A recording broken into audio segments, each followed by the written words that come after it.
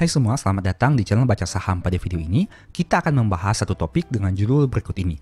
Tapi seperti biasa, semua pembahasan bukan rekomendasi dan hanya informasi. Ingat, kerugian kamu tanggung sendiri ya. Nah, saat ini saya mau membahas satu saham yang sudah menerbitkan hasil keputusan RUPS dengan informasi dividen yang menarik. Tapi saya mau disclaimer dulu. Ini merupakan informasi yang saya kutip dari website IDX Channel. Sehingga untuk validasinya, silakan kamu lihat lagi di sumber resminya.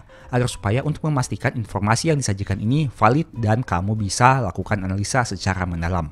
Judulnya sebagai berikut, Ramayana atau saham RALS tebar dividen dengan yield 2 digit. Ini jadwal selengkapnya. Artikel ini ditulis pada tanggal 11 Mei tahun 2025.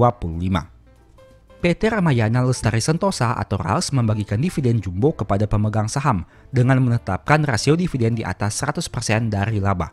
Keputusan tersebut diambil dalam Rapat Umum Pemegang Saham atau RUPS yang dilaksanakan pada tanggal 9 Mei tahun 2025. Pemilik jaringan outlet fashion Ramayana itu membagikan dividen 355,87 miliar rupiah atau setara dengan 60 per saham. Jumlah tersebut setara 113% dari laba bersih 2024 yang sebesar 314 miliar.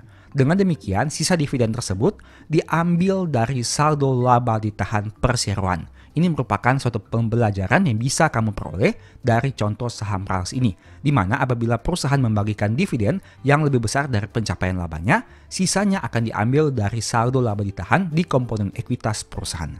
RALS memiliki saldo laba ditahan yang cukup besar. Hingga 31 Desember 2024, saldo labanya menyentuh 3,87 triliun di atas nilai kapitalisasi pasarnya. Nominal dividen yang diumumkan tersebut memiliki imbal hasil atau yield sebesar 13,8% dengan asumsi harga RALS pada penutupan satu hari sebelumnya sebesar 436 per saham. Pengumuman dividen itu juga sempat membuat harga saham RALS melonjak hingga ke level 457 sebelum terkonsolidasi dan ditutup menguat 4,6% ke angka 456.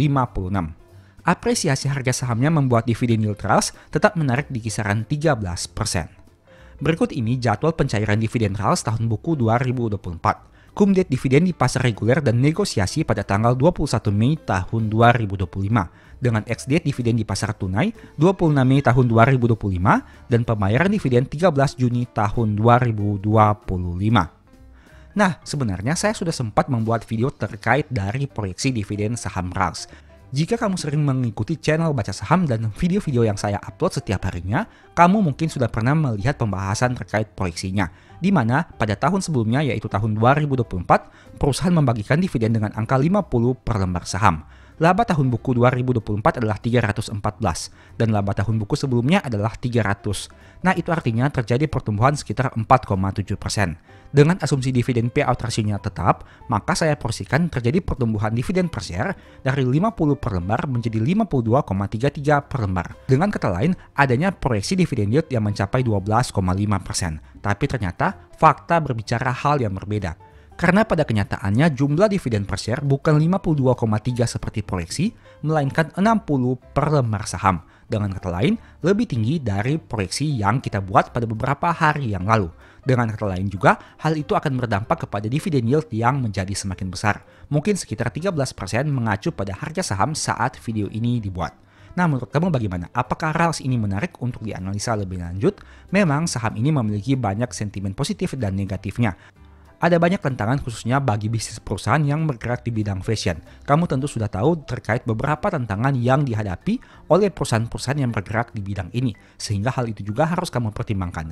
Jangan hanya mengincar dividen yield yang tinggi, tapi pada akhirnya malah mengalami nyangkut ataupun floating loss yang sangat besar. Ingat, untuk melakukan transaksi jual atau beli, pastikan kamu telah mempertimbangkan setiap mitigasi risiko yang ada. Jangan hanya membeli saham hanya karena dividen yang besar, karena biasanya saat ex-date terjadi penurunan harga saham. Seperti yang sudah saya bahas pada beberapa video sebelumnya, untuk saham-saham seperti ini yang cenderung menawarkan dividen yield yang tinggi, memang alangkah lebih baik jika kita membeli sebelum RUPS, jika kita telah meyakini bahwa saham tersebut akan membagikan dividen dengan angka yang besar. Sehingga hal itu bisa meminimalisir terjadinya kita membeli harga saham pada angka yang jauh lebih tinggi. Dan apabila harga sahamnya ternyata turun pada saat ex-date, kita masih memiliki harga yang cukup di bawah.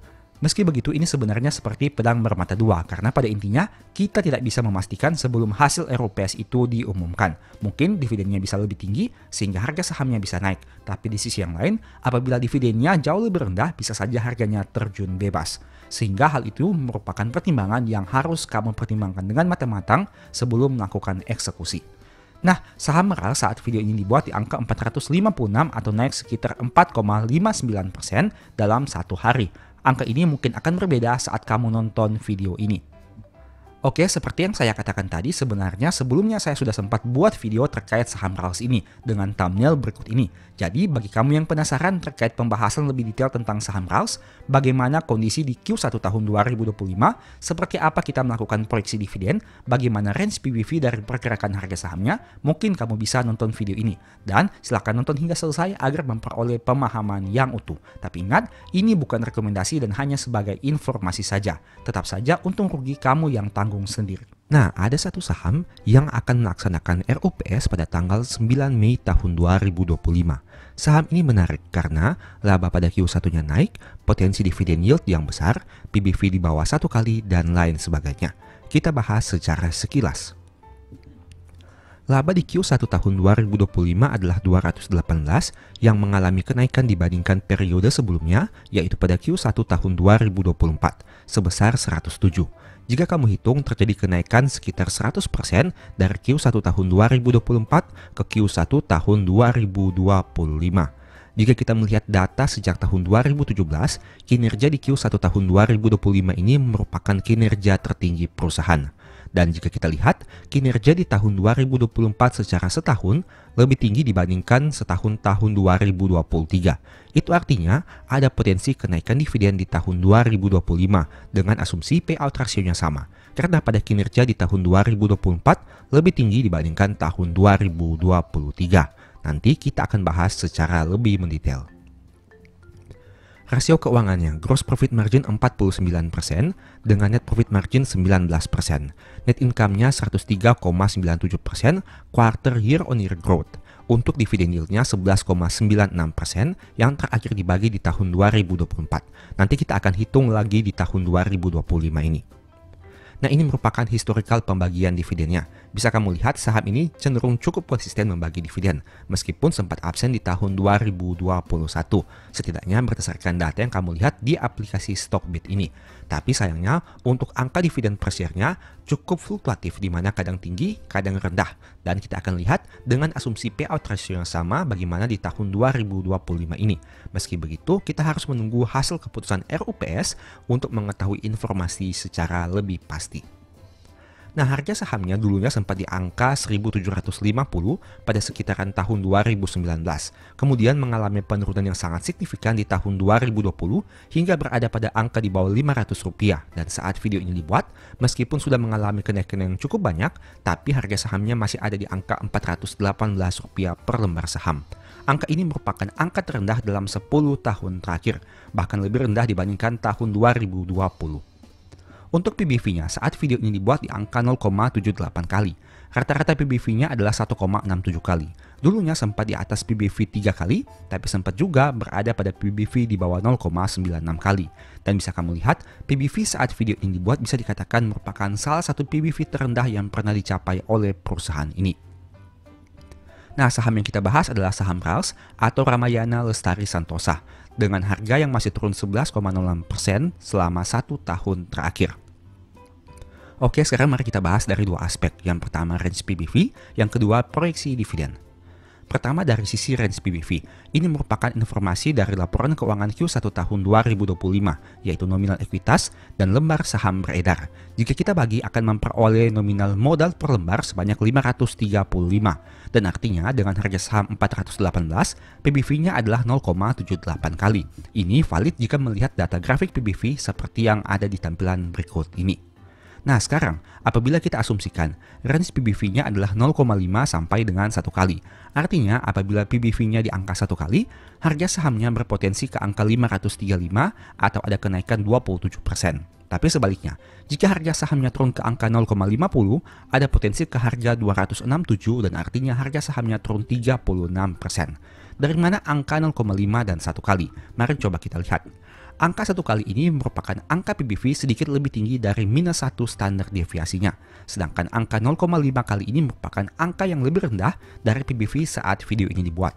Dengan kata lain, range PBV yang kita gunakan cukup konservatif dengan mengacu pada grafik PBV setidaknya saat video ini dibuat. Tapi ingat, disclaimer dulu, ini hanya sebagai proyeksi saja, bukan rekomendasi. Bisa benar, bisa juga salah. Dan mohon juga agar kamu dapat mengecek kembali data yang ditampilkan, karena bisa saja terdapat kesalahan perhitungan atau pengetikan. Oke, selanjutnya kita bahas dari sisi dividen. Seperti informasi yang tadi kamu lihat berdasarkan tampilan berikut ini, dividen yang terakhir dibagikan di tahun 2024 adalah 50 per lembar saham. Dan mari coba kita hitung, dengan adanya kenaikan laba di tahun 2024 dibandingkan tahun 2023. Ingat, dividen yang dibagi di tahun 2024 berasal dari pencapaian laba tahun 2023. Dan dividen yang dibagi di tahun 2025 merupakan pencapaian laba tahun 2024. Nah, sekarang kita hitung, dengan adanya kenaikan laba sekitar 4,7%, diasumsikan dengan payout ratio yang tetap, dividen per share akan naik dari 50 menjadi 52,33. Dengan kata lain, adanya potensi dividen yield yang mencapai 12,5%. Meski begitu, kembali lagi, ini hanya sebagai proyeksi saja. Untuk lebih tepatnya, kita harus menunggu hasil keputusan RUPS yang akan dilaksanakan pada besok hari. Semoga saja perusahaan mengumumkan hasil yang terbaik, setidaknya untuk tahun 2025 ini terkait pembagian laba tahun 2024. Meski begitu, kamu juga harus mempersiapkan konsekuensi terburuknya apabila ternyatanya dividen bukan tinggi tapi malah lebih rendah. Nah, itu merupakan beberapa hal yang harus kamu persiapkan apabila kamu tertarik dengan saham ini. Yang jelas saat video ini dibuat, harga sahamnya sudah mengalami kenaikan yang cukup drastis meskipun masih berada pada angka Rp418 per lembar saham. Nah, sekarang mari kita bahas laporan keuangan Q1 tahun 2025-nya. Oke, ini merupakan laporan keuangan per 31 Maret tahun 2025 PT Ramayana Lestari Sentosa yang disajikan dalam jutaan rupiah. Pertama, saldo kasnya yang mencapai 1,7 yang mengalami kenaikan dibandingkan periode sebelumnya. Ada juga nominal investasi jangka pendek sebanyak 1,3. Nominalnya tidak banyak berubah dibandingkan periode sebelumnya. Nah, total asetnya berjumlah 5,7 yang mengalami kenaikan dibandingkan periode sebelumnya. Sekarang kita bandingkan saldo kasnya 1,7 ini dengan jumlah liabilitas perusahaan 1,4 untuk jangka pendek dan 0,45 untuk jangka panjang. Secara total jumlah liabilitasnya adalah 1,9. Di sini kita bisa lihat, untuk liabilitas jangka pendeknya sebanyak 1,4 ini mampu dilunasi oleh seluruh kas yang dimiliki oleh perusahaan dengan angka 1,7. Sedangkan untuk total liabilitasnya memang butuh sumber dana yang lain di luar kas untuk bisa mengcover seluruh liabilitas perusahaan. Tapi setidaknya dengan data ini kamu bisa lihat, Raals ini mampu mengcover seluruh hutang jangka pendeknya. Artinya likuiditasnya cukup baik. Sekarang, dengan total liabilitas 1,95 ini, perusahaan punya ekuitas 3,7. Artinya DER-nya masih cukup aman karena di bawah 100%. Komponen terbesar dari ekuitasnya berasal dari saldo laba yang belum ditentukan penggunaannya, yang juga mengalami kenaikan. Nah, sekarang mari kita bahas dari aspek laba ruginya. Pendapatan usaha perusahaan. Total pendapatan mengalami kenaikan dari 829 menjadi 1,1 di tahun 2025 ini. Total beban pokoknya mengalami kenaikan juga. Tapi karena secara nominal total pendapatan jauh lebih tinggi, maka laba brutonya masih mampu tumbuh dari 395 menjadi 570 di Q1 tahun 2025. Jika kita lihat dari komposisi pendapatan perusahaan, penjualan barang beli putus dan komisi penjualan konsiansi mengalami kenaikan dari tahun sebelumnya. Nah, sekarang untuk laba usahanya dapat dilihat masih terjadi peningkatan dari 105 menjadi 240. Kesimpulannya apa? Laba periode berjalan yang dapat kita lihat di sini. Laba bersihnya dapat mengalami kenaikan dari 106 menjadi 217 di tahun 2025 pada Q1-nya. Hal itulah yang menyebabkan kenapa perusahaan masih mampu meningkatkan labanya, karena pendapatannya naik dan meskipun terjadi kenaikan biaya, tapi masih lebih tinggi total pendapatan yang mengalami kenaikan, sehingga labanya masih bisa tumbuh dengan baik di tahun 2025 setidaknya hingga Q1-nya. Menurut kamu bagaimana? Apakah saham yang akan RUPS nanti ini menarik untuk dianalisa lebih lanjut? Silahkan pertimbangkan dari sisi profit dan risiko yang siap kamu hadapi. Ingat, video ini bukan rekomendasi dan hanya informasi saja. Untung rugi kamu yang tanggung sendiri. Demikianlah pembahasan singkat pada video ini. Selalu ingat bahwa semua saham yang disebutkan bukan rekomendasi dan hanya bersifat edukasi serta informasi. Mohon juga agar dapat mengecek kembali data yang ditampilkan karena bisa saja terjadi kesalahan pengetikan atau pengambilan data. Di video berikutnya ingin dibahas materi apa lagi? Tulis di kolom komentar ya. Sebagai informasi, berikut ini beberapa list ebook baca saham. Pertama, psikologi saham. Kedua, stock for living. Ketiga, strategi nabung saham. Keempat, the stock market. Dan yang kelima, cara cepat analisa laporan keuangan. Apabila tertarik, chat saja pada nomor WA yang ada. Sekian video ini, semoga bermanfaat. Thank you.